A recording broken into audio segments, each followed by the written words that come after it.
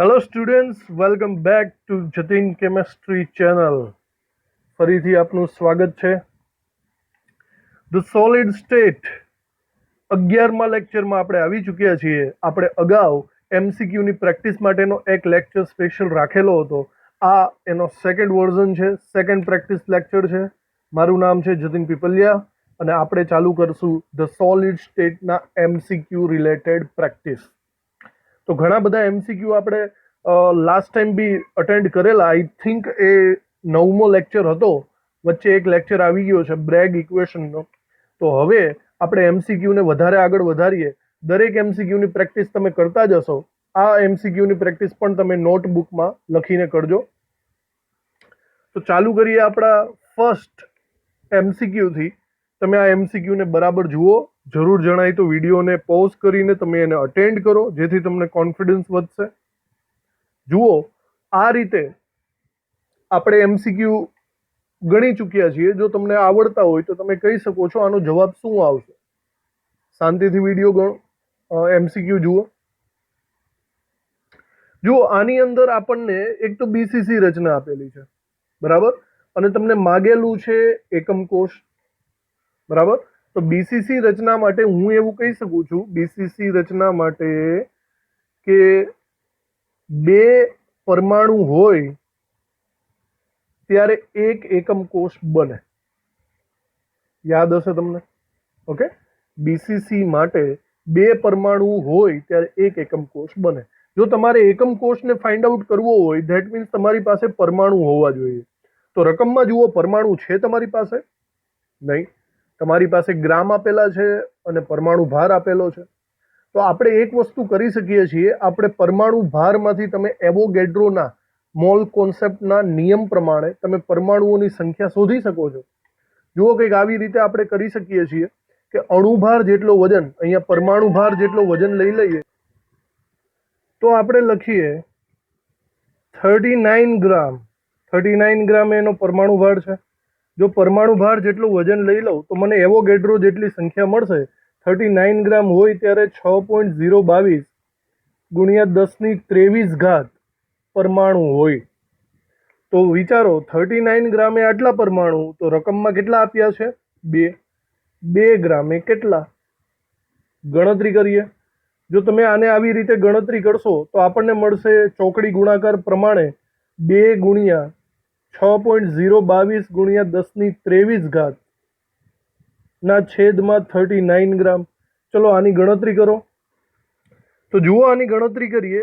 2 ગુણાકારમાં 6.022 ભાગ્યા 39, આટલું કરતાં મને અહીંયા જવાબ મળે છે 0.38, એટલે કે 31. 0.31 ગુણ્યા 10⁻23 પરમાણુ મને આટલો જવાબ મળે છે, બરાબર. તો હવે આને રિલેટેડ જુઓ, આપણે આટલા પરમાણુઓની સંખ્યા મળી ચૂકી છે. તો હવે વાત આગળ વધારીએ. બે પરમાણુ એ એક એકમ કોષ બીસીસીમાં હોય છે. તો જો બે પરમાણુ એ એક હોય તો 0.31 ઇન્ટુ 10⁻23 આટલા પરમાણુ એ કેટલા? આવું સ્ટેપ માંડી શકાય છે. એનો મતલબ આપણી પાસે જવાબ આવશે 0.31 ઇન્ટુ 10⁻23 ના છેદમાં 2. ગણતરી કરીએ. 0.31 ભાગ્યા 2 કરી નાખીએ તો આપણને અહીંયા જવાબ મળે છે 0.15 ગુણ્યા 10⁻23 એકમ કોષ, બરાબર. તો આને રિલેટેડ તમે જવાબ સમજી શકો છો. અહીંયા આપણને ઓપ્શન્સ આપેલા છે. જો તમે પોઈન્ટ આ બાજુ ખસેડશો તો 1.5 ગુણ્યા 10⁻22 થઈ જશે, બરાબર. જેને રિલેટેડ આપણો જવાબ આવે છે ઓપ્શન એ. તો આવી રીતના ફર્સ્ટ એમસીક્યુનો આ જવાબ છે. આવા એમસીક્યુ આગળ પણ આપણે કરી ચૂક્યા છીએ, તો આપણને આ આવડવા જોઈએ. ચલો આગળ વધીએ સેકન્ડ એમસીક્યુ ઉપર. ચલો એવી જ રીતના કંઈક એમસીક્યુ આપેલો છે. જુઓ, બીસીસી રચના છે. પહેલાં તમે તમારી રીતના ટ્રાય કરશો તો વધારે સારું રહેશે. પછી મારા જવાબ સાથે મેચિંગ કરી લેજો. તમને અહીંયા એકમ કોષ આપી દીધા છે તો પરમાણુ માગેલા છે. હવે ઊંધી વાત કરી દીધી, બરાબર.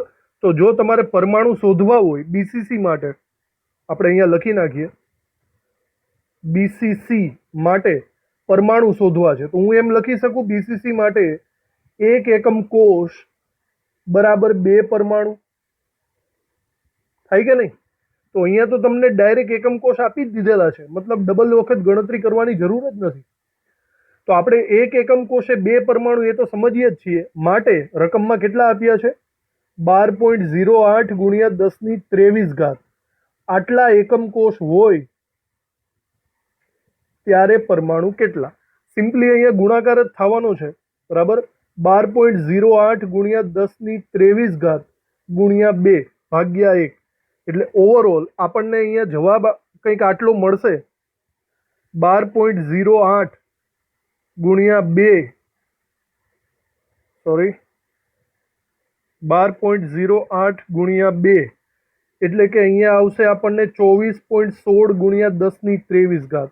ઓકે, આવી રીતે આ જવાબ છે. તો અહીં એને રિલેટેડ જુઓ, 24.16 10⁻23. અહીંયા ઓપ્શન સી ડાયરેક્ટ આપણને અહીંયા દેખાય જ છે. તો આનો જવાબ આવે છે ઓપ્શન સી. ચલો આગળ વધીએ. નંબર 3, ત્રીજા એમસીક્યુ ઉપર. ત્રીજા એમસીક્યુમાં 100 ગ્રામ પ્રતિ મોલ એટલે આ પરમાણુ ભાર આપી દીધો કહેવાય. બીસીસી રચના છે.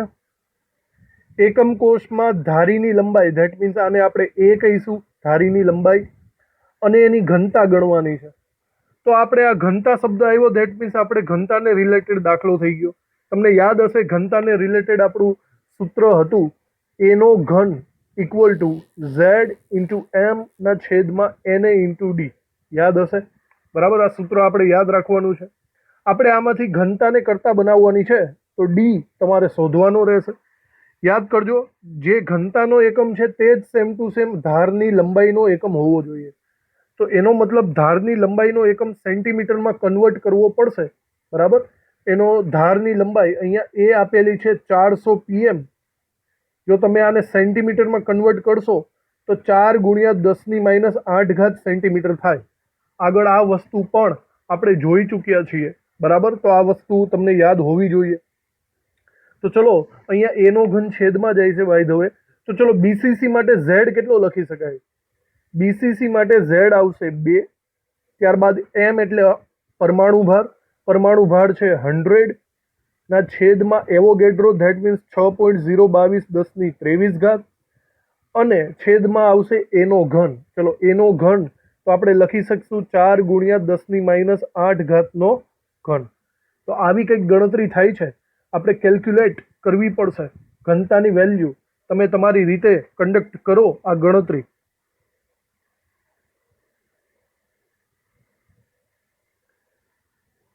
ચારનો ઘન એટલે કે ભાગાકારમાં 4 3 વખત આવશે. તો આટલું કરતા મને 0.52 જવાબ મળે છે, અને 10⁻1 છેદમાં છે. જે ઉપર આવશે તો 10⁻+1 થશે, એટલે કે +1 થાય તો 5.2 મારો જવાબ આવવો જોઈએ. 5.2 ગ્રામ પર સેન્ટીમીટર ક્યુબ. તો અહીંયા મારો આન્સર દેખાય જ છે. 5.2 નો nearby answer option D. તો ત્રીજા એમસીક્યુની ગણતરી આ રીતે થઈ શકે છે. આગળ વધીએ ચોથા એમસીક્યુ તરફ. નંબર 4.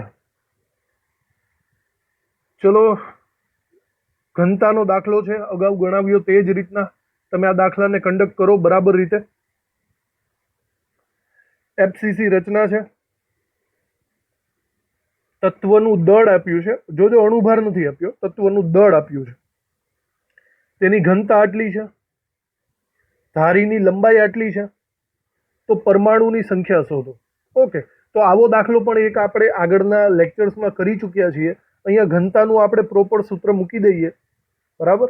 ઘનતાનું સૂત્ર થશે એનો ઘન is equal to Z into M upon એને ઇન્ટુ ડી. તો ચલો કિંમત મૂકીએ. અહીંયા એ ધારની લંબાઈ પીએમમાં આપેલી છે, એને આપણે ફેરવવી પડશે. તો એ ઇઝ ઇક્વલ ટુ 100 pm છે. તો જો તમારે એને સેન્ટીમીટરમાં ફેરવવું હોય, સેન્ટીમીટરમાં ફેરવવું જ પડશે. તો 1 ગુણ્યા 10⁻8 સેન્ટીમીટર થાય. ચલો તો ઓવરઓલ એનો ઘન ધેટ મીન્સ 10⁻8 ઘન થઈ જશે. તમારે ઝેડ, અહીંયા એફસીસી રચના છે તો Z4 આવશે. અણુભારની જગ્યાએ તમે તત્વનું દળ લઈ શકો તો એને રિલેટેડ તમને સંખ્યા મળશે. તો અહીંયા તમે અણુભારની જગ્યાએ 100 ગ્રામ લઈ લો તો તમને અહીંયા સંખ્યા મળી જશે. જેટલી પણ સંખ્યા તમારે શોધવાની છે 100 ગ્રામને રિલેટેડ એ. અને ઘનતા તમને આપેલી છે 10. તો ઓવરઓલ આ ઇઝી એવી મેથડ થઈ જશે. તો તમે સંખ્યા, પરમાણુઓની સંખ્યાને કરતા બનાવો, 10⁻8 ને છેદમાં લઈ જાઓ તો તમને ખબર પડશે કે અહીંયા ડાયરેક્ટલી તો આ ઉડી જ જાય છે. ઓકે, અહીંયા આવી જશે 40, આ 10⁻8 * 24 -24 આ બાજુ આવે તો +24 થઈ જશે. આવી રીતે તમારો જવાબ મળશે. જો આને બરાબર રીતે કન્વર્ટ કરીએ તો 4 × 10 ડાબી બાજુ જઈએ તો વધશે, એટલે ધેટ મીન્સ એક વધારો 25. 4 × 10⁻25. તો અહીંયા મને ઓપ્શન મળે છે સી. આ તમારો જવાબ થશે. ચોથા દાખલાનો આ જવાબ. આગળ વધીએ 5મા MCQ તરફ. ઓકે, હવે થોડા થિયરિટિકલ MCQ છે જે ડાયરેક્ટલી તમને કન્ડક્ટ કરી શકો છો, ડાયરેક્ટલી તમને આવડી શકે છે. તો જુઓ, વિડીયોને બરાબર પોઝ કરીને તમે આના MCQ ટિક કરી રાખો, તમને જો ખબર પડી જતી હોય તો. આપણે આવેલા છીએ 5મા MCQ તરફ.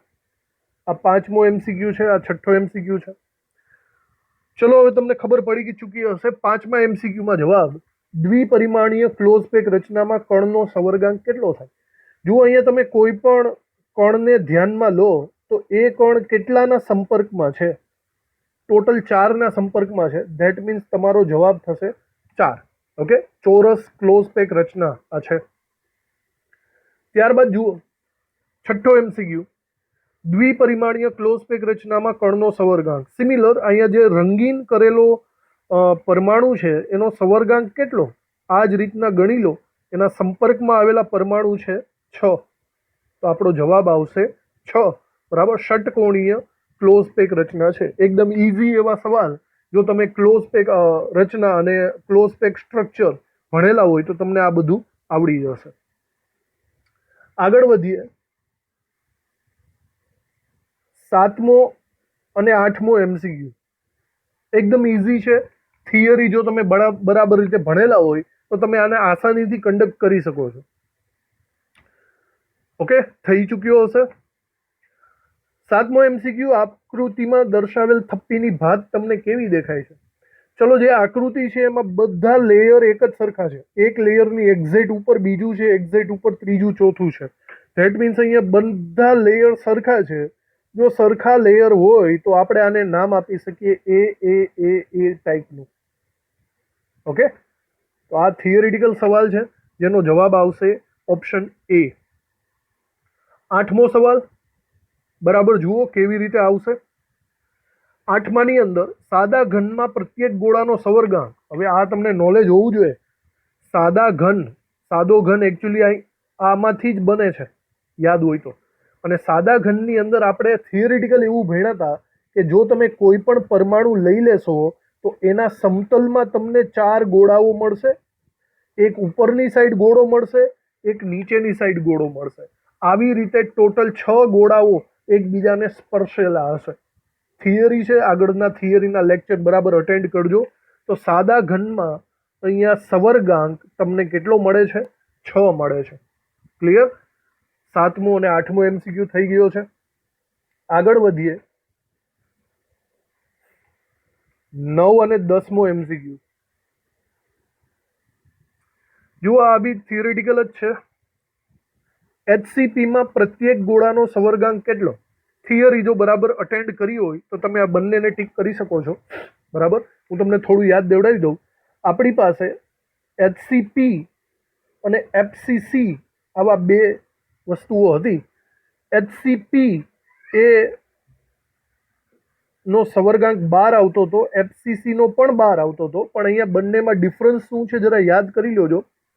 બંનેની પેકિંગ ક્ષમતા સરખી જ છે, પણ ડિફરન્સ એ હતો કે જો HCP, અહીંયા હું તમને સરખી રીતે સમજાવી દઉં.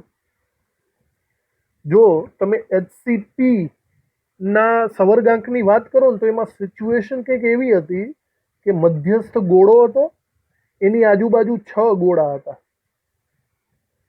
ઓકે, એની ઉપર ત્રિકોણ સ્વરૂપે ગોળા હતા અને એની એક્ઝેક્ટ નીચે સેમ ટુ સેમ ત્રિકોણ સ્વરૂપે ગોળા હતા. એનો મતલબ અહીંયા જે HCP છે ને એનું સ્ટ્રક્ચર થતું હતું A B ટાઈપનું. સમજો છો? આ જે ત્રિકોણ છે ને, ત્રિકોણ આ આવી રીતે છે, તો નીચેનો ત્રિકોણ એવી રીતે જ છે. સમજાય છે? આ સ્ટ્રક્ચર HCP નું હતું. તો સિમિલર જરા વિચારજો, FCC છે ને, FCC માં એવું હતું કે આનો સવર્ગાંક તો 12 જ હતો. જો હું કોઈ પરમાણુ લઈ લઉં તો એના સમતલની અંદર 6 પરમાણુ તો આવવાના જ હતા, બરાબર. ઉપરની સાઈડ ત્રિકોણ સ્વરૂપે હતો, પણ નીચેની સાઈડ છે ને, નીચેની સાઈડ ઊંધો ત્રિકોણ હતો. આ જો તમે થિયરી બરાબર અટેન્ડ કરી હોય તો તમને યાદ હશે, બરાબર. જો ઉપરની સાઈડ જે ત્રિકોણ છે તે આવો છે ચત્તો, નીચેની સાઈડ ત્રિકોણ ઊંધો છે. એનો મતલબ આનું જો તમે પેકિંગ થપ્પીની ગોઠવણી કરશો તો A B અને C થઈ જશે. ABC આવી ગોઠવણી થતી હતી. તો આ બે વસ્તુમાં ડિફરન્સ આટલો છે, બરાબર રીતે યાદ રાખજો. હાલ પૂરતો આપણો સવાલ તો એટલો જ છે કે HCPમાં સવર્ગાંક કેટલો, તો આપણો જવાબ કેટલો આવશે અહીંયા? 12. HCP અને FCC બંનેમાં સવર્ગાંક આવે છે 12. એને જ રિલેટેડ જુઓ, FCCમાં થપ્પીની ભાત કેવી, મેં હમણાં તમને અહીંયા સમજાવી દીધું, જરા જોઈ લો. FCCમાં થપ્પીની ભાત થશે ABC અને હેક્ઝાગોનલમાં થપ્પીની ભાત થશે AB. ધેટ મીન્સ ફલક કેન્દ્રિત ઘનમાં થપ્પીની ભાત આવી છે ABC. ઓપ્શન B અહીંયા થશે. તો આ બરાબર થિયરીના અમુક ટોપિક્સ તમે યાદ રાખશો તો તમારે સમજવામાં બહુ સારું પડશે. ચલો 10 MCQ પછી આગળ વધીએ. 11મો MCQ અને 12મો MCQ. જુઓ બરાબર વિડીયોને, તમારા જવાબ ટિક કરો અને ક્લેરિફિકેશન કરો કે આ સાચા છે કે નહીં. ઓકે, જવાબ ટિક કરી દીધા હશે. 11મા સવાલમાં પોટેશિયમમાં BCC રચના હોય છે. ચલો, BCC રચના, તો પોટેશિયમનો સવર્ગાંક ખાલી જગ્યા થાય. તો BCC નો સવર્ગાંક કેટલો યાદ છે ને, બોડી સેન્ટર્ડ. તો BCCમાં આપણે એવું ભણી ચૂક્યા છીએ કે કોઈ ગોળો મિડલમાં હોય ને તો એની ઉપરની સાઈડ 4 ગોળા હોય અને એની નીચેની સાઈડ 4 ગોળા હોય. યાદ કરો, ઉપરની સાઈડ 4 ગોળા અને નીચેની સાઈડ 4 ગોળા. આવી રીતે 3 ડાયમેન્શન આકૃતિમાં વિચારો તો 8ના સંપર્કમાં આવે એટલે કે અહીંયા BCC નો સવર્ગાંક 8 થશે. ત્યારબાદ જુઓ આગળ, ગોળાઓની આ પ્રકારની ગોઠવણ કેવી છે. ચલો, હમણાં જ આગળના MCQમાં સમજાવ્યું છે. AB. આ રચના કેવી થાય? HCP, હેક્ઝાગોનલ ક્લોઝ પેકિંગ ટાઈપની થશે. ઓકે, તો આ થિયરીના સવાલો છે. જો થિયરી બરાબર કન્ડક્ટ કરશો તો જ આવડશે તમને. 12 MCQ ક્લિયર થઈ ગયા.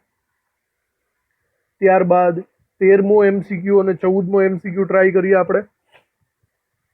ચલો, 13મા MCQમાં ગોળાઓની આ પ્રકારની ગોઠવણ ખાલી જગ્યામાં જોવા મળે. જુઓ ગોઠવણ કેવી આપી છે, ABC. સમજી ગયા હશો, બરાબર. ABC, ધેટ મીન્સ અહીંયા છે FCC. અહીંયા નથી લખ્યો, તમને ખબર હોવી જોઈએ કે FCC નું બીજું નામ છે CCP, ક્યુબિક ક્લોઝ પેકિંગ. તો આપણો જવાબ છે ઓપ્શન A, થિયરી. ત્યારબાદ નીચે તમે આ MCQ કરેલો હશે, એકદમ સિમ્પલ છે, આવડી જ જવો જોઈએ. ABC પ્રકારની ક્લોઝ પેક રચના એટલે કોની વાત કરે છે ભાઈ? FCC ની. એકમ કોષમાં પરમાણુઓની સંખ્યા Z છે, તો તેમાં ચતુષ્ફલકીય છિદ્રોની સંખ્યા કેટલી હોય? એકદમ ઇઝી સવાલ. ચતુષ્ફલકીય છિદ્રોની સંખ્યા હંમેશા ડબલ હોય. ધેટ મીન્સ જવાબ આવશે 2Z. સાવ સહેલો MCQ હતો. તો આ થઈ ગયા 13મા અને 14મા MCQ ના જવાબ. ચલો આગળ વધીએ. 15મો અને 16મો MCQ. જુઓ બરાબર, આવડી જશે તમને. MCQ સોલ્વ કરવાનો પ્રયત્ન કરો. 15મો MCQ. સ્ફટિકના ક્લોઝ પેક અષ્ટફલકીય છિદ્રોની સંખ્યા એ ચતુષ્ફલકીય છિદ્રોની સાપેક્ષમાં ખાલી જગ્યા હોય. અષ્ટફલકીય છિદ્રોની સંખ્યા એ ટી છિદ્રોની સાપેક્ષમાં ખાલી જગ્યા હોય. પહેલા તો કોની વાત કરે છે? આની વાત કરે. તો તમને ખબર જ છે કે આ હંમેશા ડબલ હોય અને આ સિંગલ હોય. તો ઓવરઓલ જો તમે આની વાત કરતા હોય તો આ તો અડધા જ થયા ને આના કરતા. તો મતલબ અહીંયા સાપેક્ષમાં સંખ્યા અડધી હોય. અષ્ટફલકીય છિદ્રો અડધા હોય જ્યારે ચતુષ્ફલકીય છિદ્રો ડબલ હોય. બરાબર? વાક્ય રચનાને ધ્યાનમાં રાખીને જવાબ દેવો તમારે. ચલો 16મો MCQ. સમચતુષ્ફલકીય અને અષ્ટફલકીય છિદ્રોનો સવર્ગાંક કેટલો? સવર્ગાંક એટલે સ્પર્શતા ગોળા. તમને યાદ હશે સમચતુષ્ફલકીય છિદ્રો એટલે કે 3 ગોળા અને એની ઉપર એક ગોળો. યાદ આવે છે ને? 3 ગોળા અને એની ઉપર આવેલો એક ગોળો. આવી રીતે જે છિદ્ર રચાય એને કહેવાય ચતુષ્ફલકીય છિદ્ર. એટલે કે ચતુષ્ફલકીય છિદ્ર તો 4 ગોળાઓનું બને. અષ્ટફલકીય છિદ્ર એ બી તમને યાદ દેવડાવી દઉં. અષ્ટફલકીય છિદ્રમાં આપણે એમ કહેતા હતા એક ગોળો પાછળની સાઈડ હોય, એની ઉપર 4 ગોળા હોય અને એની આગળ એક ગોળો હોય. એટલે ઓવરઓલ જો આવી રીતે ગોઠવણી થાય તો એને અષ્ટફલકીય છિદ્ર કહેવાય. તે 6 પરમાણુઓનો બનેલો છે. તો સવર્ગાંક આપણને મળવાનો છે 4 અને 6. આગળ આ બધી થિયરીમાં આપણે જોઈ ચૂક્યા છીએ. તો આ છે 15મો અને 16મો MCQ. 17મો MCQ જોઈએ. FCC રચનામાં પ્રતિ એકમ કોષ ટી છિદ્રોની સંખ્યા. ચલો ભાઈ, FCC માં પ્રતિ એકમ કોષ પરમાણુ કેટલા હોય? 4. અને 4 પરમાણુ હોય તો ટી છિદ્રો કેટલા હોય? ભાઈ ટી છિદ્રો હંમેશા ડબલ હોય. ડબલ ધેટ મીન્સ આપણો જવાબ આવશે 8. સાવ સહેલું છે, આવડી ગયું હશે તમને. તો ભાઈ આવી રીતે 17 MCQ આપણે ક્લિયર કર્યા છે. થોડા ગણતરીને રિલેટેડ MCQ માં પણ આગળ વધીએ. ઓકે, આ છે 18મો MCQ. અણુસૂત્ર બનાવવાનો. આવા ઘણા બધા MCQ અગાઉ પણ આપણે સોલ્વ કરી ચૂક્યા છીએ. અણુસૂત્ર બનાવવાની ટેકનિક મેં તમને શીખવાડેલી છે. આ ટેકનિકમાં તમારે શું કરવાનું છે? જેટલા પણ પરમાણુ હોય એને આવી રીતે લખી નાખવાના. જવાબ ઉપરથી ખબર પડે છે. આમાં 2 જણાની વાત ચાલશે, એલ્યુમિનિયમ અને ઓક્સિજન. તો ચલો આવી રીતે લખી નાખ્યું. હવે રકમ વાંચો બરાબર. કોરન્ડિયમ ખનિજમાં ઓક્સાઇડ આયનો હેક્ઝાગોનલ પેકિંગમાં ગોઠવાયેલા છે. ચલો હેક્ઝાગોનલ પેકિંગ. હેક્ઝાગોનલમાં કેટલા પરમાણુ હોય? યાદ આવે છે? 6 હોય. એલ્યુમિનિયમ આયન એ અષ્ટફલકીય છિદ્રના. ચલો સૌથી પહેલા તો અષ્ટફલકીય છિદ્રમાં, એક મિનિટ, આપણે ઊંધું લખ્યું છે. ઓક્સાઇડ આયનો એકચ્યુઅલી હેક્ઝાગોનલમાં છે, તો ઓક્સાઇડની નીચે 6 લખશું. અને એલ્યુમિનિયમ આયન અષ્ટફલકીય. અષ્ટફલકીય છિદ્ર ધેટ મીન્સ પરમાણુની સંખ્યા જેટલી હોય એટલી. એના 2/3 ભાગમાં એટલે કે 6/2 ભાગમાં ગોઠવાયેલા છે. તો તેનું સૂત્ર જણાવો. સિમ્પલ છે. હવે તમે થોડુંક સાદું રૂપ આપી દો. 6 બંને સાઈડથી ઉડી જાય, છેદના 3ને સામેની સાઈડ લઈ જાઓ તો આપણને જવાબ મળે છે 2/3. અણુસૂત્ર થાય Al2O3. ઓપ્શન છે યસ. તો આપણો ઓપ્શન છે ઓપ્શન એ. આન્સર આવે છે Al2O3. આ થઈ ગયો આપણો 18મો MCQ. હવે 19મો MCQ જાતે સોલ્વ કરો બરાબર રીતે, સમય લઈને. એકદમ ઇઝી પેટર્ન છે. તમને પેટર્ન આવડી જાય તો બધું આવડી જ જશે. ઓકે, તમારો આન્સર આવી ગયો હશે. અહીંયા 2 પરમાણુની વાત ચાલે છે, એ અને બી. બી તત્વો દ્વારા HCP લેટિસ રચાય છે. ચલો બી તત્વો દ્વારા HCP લેટિસ ધેટ મીન્સ અહીંયા 6 આવશે. એ તત્વો સમચતુષ્ફલકીય છિદ્રો. ભાઈ સમચતુષ્ફલકીય છિદ્રો એટલે ડબલ થાય કે નહીં? અને એના પાછા 2/3 ભાગ રોકે છે. 12નો 2/3 ભાગ આવી રીતે થાય. હવે તમે થોડીક એવી ગણતરી કરી લો તો 3ને પહેલી સાઈડ મોકલી શકો છો. અહીંયા આવે છે 24 અને અહીંયા આવે છે 6 તેરી 18. સમજાય છે? જે સામાન્ય નીકળતું હોય તે કાઢી લો. 6 વડે ભાગાકાર કરો. 6 ચોક 24, 6 તેરી 18. 4/3 જવાબ આવે. A4, B3, તમારો આન્સર આવશે. તો છે ઓપ્શન સી, A4B3 તમારો આન્સર આવી રીતે દેખાય જ છે. આ થઈ ગયો 19મો MCQ. ચલો આગળ વધીએ. 20મો MCQ. ઓકે, ફરીથી સેમ ટુ સેમ પેટર્ન, જાતે કરો, આવડી જશે તમને. તો અહીંયા 3 પરમાણુઓ આપેલા છે, A B O. રકમ વાંચીએ. ઓક્સાઇડ આયનો CCP રચનામાં છે. ભાઈ CCP એટલે કે FCC એટલે કે 4 પરમાણુ વારંવાર આવે છે. ધન આયન A દ્વારા ચતુષ્ફલકીય છિદ્રોનો છઠ્ઠો ભાગ ઢંકાયેલો છે. એની અંદર ચતુષ્ફલકીય છિદ્રો, ધેટ મીન્સ ડબલ, 4/8, અને એનો છઠ્ઠો ભાગ એટલે ગુણ્યા 1/6. ઓકે. ધન આયન બી દ્વારા અષ્ટફલકીય છિદ્રનો ત્રીજો ભાગ છે. અષ્ટફલકીય છિદ્રો એટલે પરમાણુ 4 હતા, તો પરમાણુ અષ્ટફલકીય છિદ્રો પણ 4, અને એનો ત્રીજો ભાગ એટલે 1/3. તો અણુસૂત્ર શોધો. ચલો, અહીંયા આપણે લસા લેવાની જરૂર પડશે. લસા બરાબર જુઓ. પહેલા તો અહીંયા ભાગાકાર જો થતો હોય તો કરી નાખો. દાખલા તરીકે જો અહીંયા ભાગ ઉડે જ છે, તો અહીંયા 4 દુ 8 અને 3 દુ 6 કરી શકો છો. 4/3. અહીંયા પણ 4/3, અને અહીંયા આવશે 4. સમજાય છે? આવી રીતે. તો બધાના છેદમાં 3 કરવા માટે તમારે અંશ અને છેદમાં અહીંયા 3 વડે ગુણાકાર કરવો પડે. આ તમે સમજતા જશો લસા લેવાની પેટર્ન. બરાબર. તો છેદના 3, 3 અને 3 તમે ઉડાડી શકો છો. તો ઓવરઓલ આપણી પાસે મળે છે 4/4/4 તેરી 12. સમજાણું? અને બરાબર રીતે સામાન્ય કાઢો તો 1/1/4 તેરી 12 એટલે કે 3.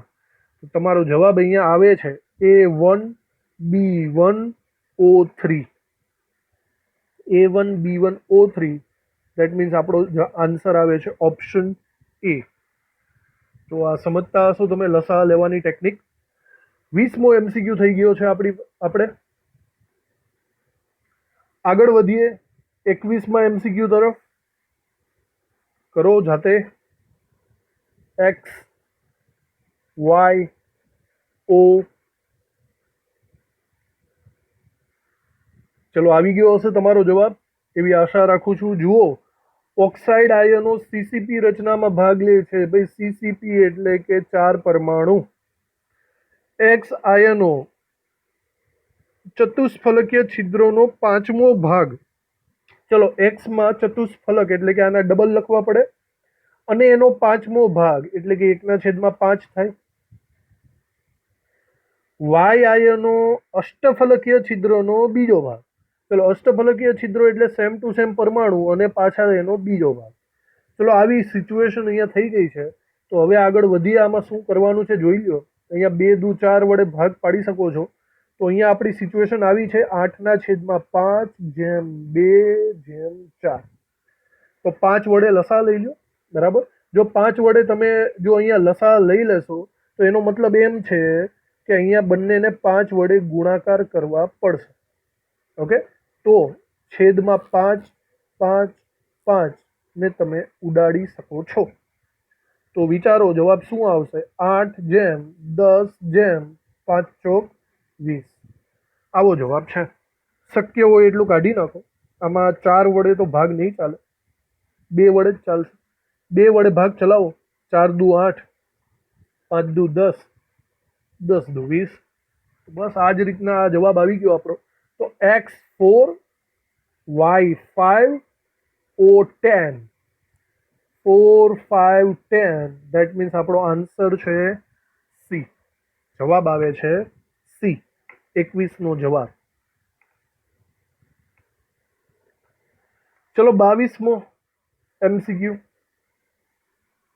વારંવાર એક જ પ્રકારના સવાલો આવે છે. અહીંયા આપણને ફરીથી 3 આયનો આપેલા છે, A, B અને O. તમે સોલ્વ કરવાનો પ્રયત્ન કરો.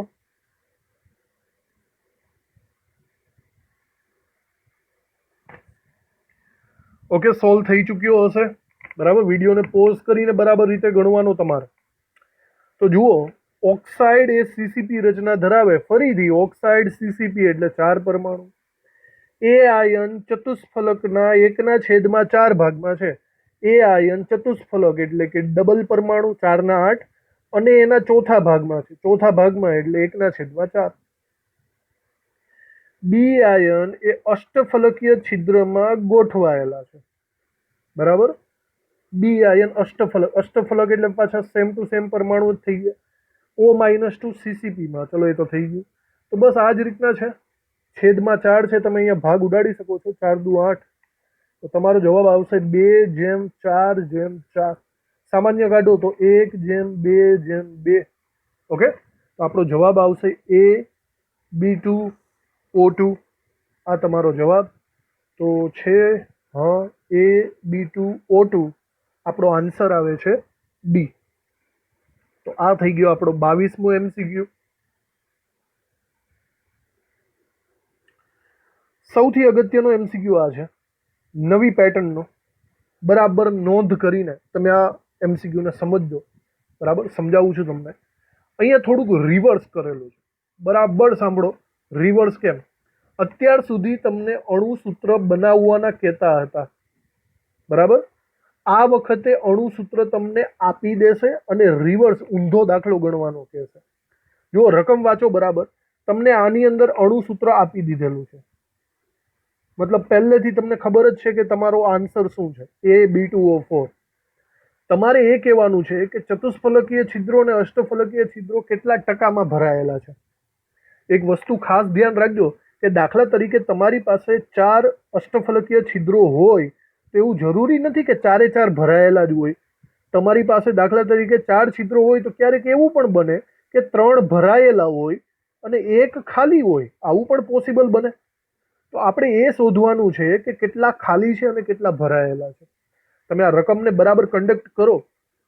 A B2O4 સ્ફટિકમય ઘનમાં ઓક્સાઇડ આયનો ક્યુબિક ક્લોઝ પેકિંગમાં છે, ધેટ મીન્સ FCCમાં છે. એ સમચતુષ્ફલકીય છિદ્રોમાં છે અને બી અષ્ટફલકીય છિદ્રોમાં છે. તો આપણને પૂછેલું છે એ અને બી દ્વારા કેટલું ટકાવાર પ્રમાણ રોકાયેલું છે, કેટલા ભરાયેલા છે, ઇન શોર્ટ એમ કહેવા માંગે છે. બરાબર, તો સાંભળો આને ગણવાની ટેકનિક. સૌથી પહેલા તમારે શું કરવાનું છે, તમારો જવાબ ઉપર લખી નાખવાનો છે, A B2O4. ઓકે, ત્યારબાદ આપણે એવું સમજી લેવાનું કે આને ઢાંકી દઈએ અને આને આપણે એટ લાસ્ટ છેલ્લે જોઈશું. આપણે જેવી રીતે ગણતા હતા નોર્મલી એવી રીતે દાખલો ગણવાની ટ્રાય કરો. આપણે એવું સમજો કે આ ઢાંકી દીધેલો છે, આને આપણે જોયો જ નથી. તો વિચારો આપણી પાસે 3 આયનો છે, A B અને O, અને નોર્મલી ગણતરી કરતા હતા એમ કરવા માંડો. અહીંયા જુઓ લખ્યું છે ઓક્સાઇડ આયનો ક્યુબિક ક્લોઝ પેકિંગમાં છે. એટલે ક્યુબિક ક્લોઝ પેકિંગ એટલે કે હું અહીંયા લખી શકું છું 4. બરાબર, એ ઘનના સમચતુષ્ફલકીય છિદ્રોમાં છે એટલે કે આ એના ડબલ થઈ ગયા 8. બી આયનો અષ્ટફલકીય છિદ્રમાં છે તો આ થઈ ગયા એના જેટલા 4. ઓકે, તો એકચ્યુઅલી આપણો જવાબ આ આવે. સમજો છો ને, આપણો જવાબ આવે છે A8B4O4. હવે તમને જે પહેલેથી જવાબ આપ્યો છે એ લાવો. આપણને પહેલેથી જવાબ આપેલો છે A B2O4. સમજાય છે? પહેલા વિચારો, ઓક્સાઇડ આયનો સીસીપીમાં હતા તો ઓક્સાઇડ આયનો સમચતુષ્ફલક ક્યુબિક ક્લોઝ પેકિંગમાં છે તો એના પરમાણુ તો સરખા જ છે. સમજો, અહીંયા આપણી પાસે 4 છે અને આપણા સાચા અણુસૂત્રમાં પણ 4 છે. તો ચલો આ તો ક્લિયર થઈ ગયું. બી આયનો અષ્ટફલકીય છિદ્રોમાં છે તો વિચારો આપણી પાસે ઓવરઓલ અષ્ટફલકીય છિદ્રો છે કેટલા? 4. અને એકચ્યુઅલી સાચા સૂત્ર પ્રમાણે ભરાયા કેટલા છે? 2. સમજો છો, તમારી પાસે 4 અષ્ટફલકીય છિદ્રો છે પણ રકમ પ્રમાણે સાચા જવાબ પ્રમાણે ભરાયા કેટલા છે? 2.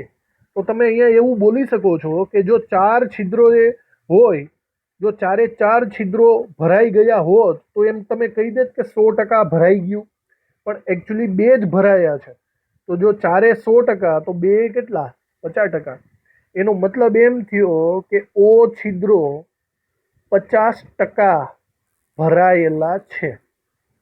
સમજો બરાબર વાતને.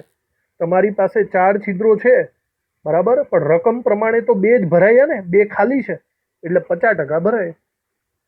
વિચારો એવી રીતના અષ્ટફલકીય છિદ્ર, તમારી પાસે અષ્ટફલકીય છિદ્રો કેટલા છે? 8. રકમ પ્રમાણે ભરાયા કેટલા? 1 જ ભરાયો છે બરાબર. તો વિચારો 8 એ 8 છિદ્રો ભરાઈ ગયા હોત તો તમે એવું બોલ્યા હોત કે 100% ભરાઈ ગયા, પણ એકચ્યુઅલી ભરાયો કેટલો છે? 1%. તો વિચારો, ગણતરી કરો ચોકડી ગુણાકાર પ્રમાણે, 100 ભાગ્યા 8 કરો, તમને જવાબ મળશે 12.5%. કહેવાનો મતલબ અહીંયા ટી છિદ્રો 12.5% જ ભરાયેલા છે. સમજ પડે બરાબર રીતના? તો અહીંયા ટી છિદ્રો 12.5% અને ઓ છિદ્રો 50% ઉપરથી આપણો આન્સર આવે છે ડી. આ છે આપણો રિવર્સ દાખલો, જેમાં અણુસૂત્ર પહેલેથી આપી દે છે અને તમને પૂછે છે કે ટી છિદ્રોનો કેટલો ભાગ ભરાયેલો છે. બરાબર સમજવાની કોશિશ કરજો. આ MCQ છે 23.